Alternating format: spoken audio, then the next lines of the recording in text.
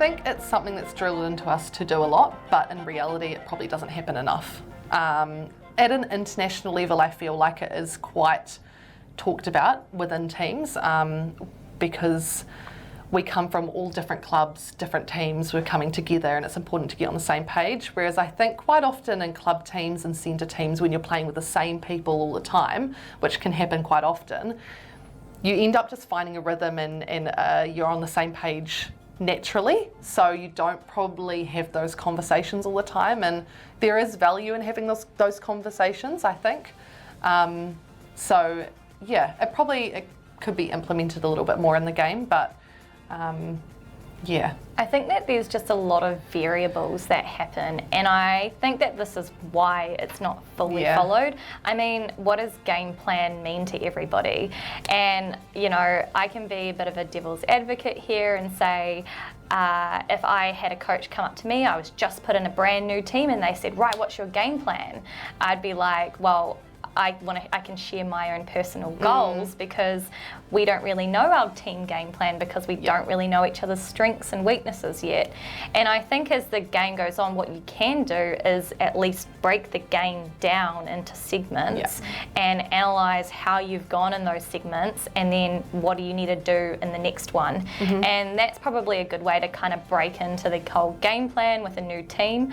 And, you know, if you are with a new team and you do want to have a conversation before you play a game, why not talk about what your goals are in your position that you're in, and that could be a good way to sort of introduce it.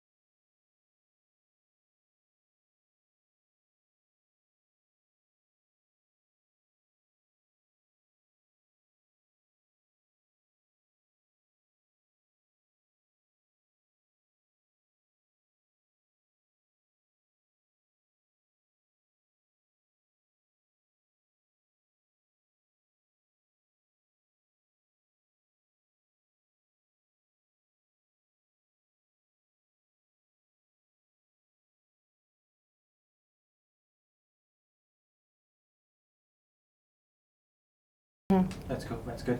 So just a secondary. Hello. Are you just breathing? Nice. So a secondary question. So say you're skipping a force team or part of a force team, and you're playing a force team that is known as being, like, colloquially quite rakey, like a raking, aggressive, reaching sort of force team. What game plan would you use against them? What would you say to your team? How would you combat that? Well, yeah, if you're playing a team that you know is quite aggressive and plays those through shots, you can hear it as well, you know, naturally be like, oh, you know, Betty loves the drive.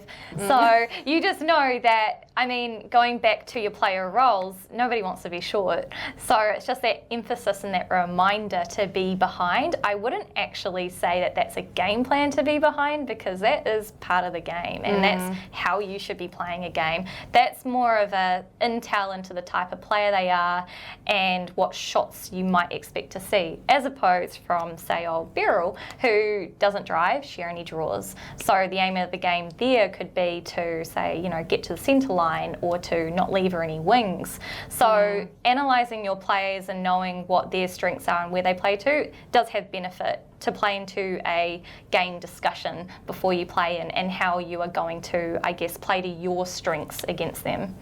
Yeah, I think it just comes down to the open communication within your team. And that happens throughout the whole game because every game and every day is different. So yeah, I just agree with what you've said. Cool. Nothing more to Excellent. add. Cool. That's good. We'll cut that one.